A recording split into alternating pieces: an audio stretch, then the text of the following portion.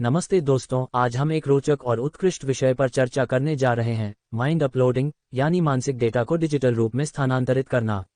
ये कैसे काम करता है और क्या इसके फायदे और नुकसान हैं, इस पर हम आज विचार करेंगे। आइए समझते हैं माइंड अपलोडिंग क्या है।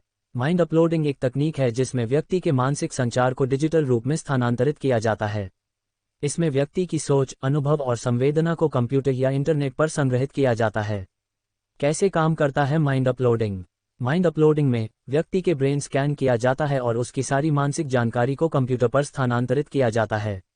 ये जानकारी फिर से उसी व्यक्ति के रूप में उत्पन्न की जाती है, लेकिन इस बार डिजिटल रूप में। चलिए अब माइंड अपलोडिंग के फायदे को समझते हैं। अमरता। माइंड अपलोडिंग के माध्यम से व्यक्ति की आत्मा को अमर बनाया जा सकता है, क्योंकि डिजिटल रूप में उसकी जानकारी को हमेशा के लिए संग्रहित किया जा सकता है। समर्थन। व्यक्ति के माइंड को अपलोड करने से उसकी आत्मा को समर्थन और रक्षा की आवश्यकता नहीं होती है, क्योंकि वह डिजिटल रूप में सुरक्षित रहती है। स्वास्थ्य सेवा। माइंड अपलोडिंग मानसिक स्वास्थ्य उपचार में क्रांति लाने का वादा करती है। सटीक तंत्रिका मॉडल और लक्षित हस्तक्षेपों के आधार पर व्यक्तिगत उपचारों को सक्षम बनाती है।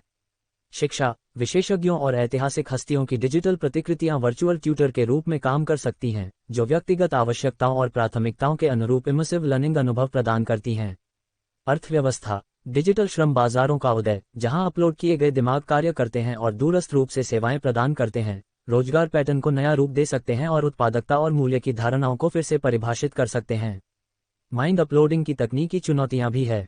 न्यूरोसाइंस और आर्टिफिशियल इंटेलिजेंस में तेजी से हो रही प्रगति के बावजूद माइंड अपलोडिंग कई कठिन तकनीकी चुनौतियां पेश करती है।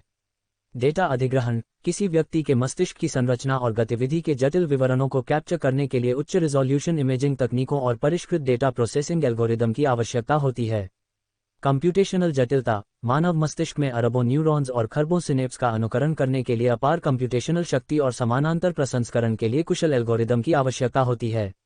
मल्टीस्केल डेटा का एकीकरण। आनुवंशिक, आणविक, सेलुलर और नेटवर्क स्तरीय जानकारी सहित विभिन्न स्रोतों से डेटा को मस्तिष्क के कार्य के एकीकृत मॉडल में एकीकृत करना एक महत्वपूर्ण अंतःविषय चुनौती है।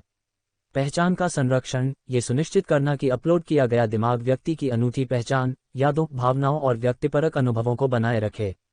गोपनीयता की समस्या। माइंड अपलोडिंग से व्यक्ति की गोपनीयता की समस्या उत्पन्न हो सकती है, क्योंकि उसकी सारी मानसिक जानकारी कंप्यूटर पर संग्रहित होती है। तकनीकी संभावनाएं। अभी तक माइंड अपलोडिंग के लिए पूरी तरह से प्रभावी तकनीक उपलब्ध नहीं है, जिससे इसका अनुप्रयोग संभव हो।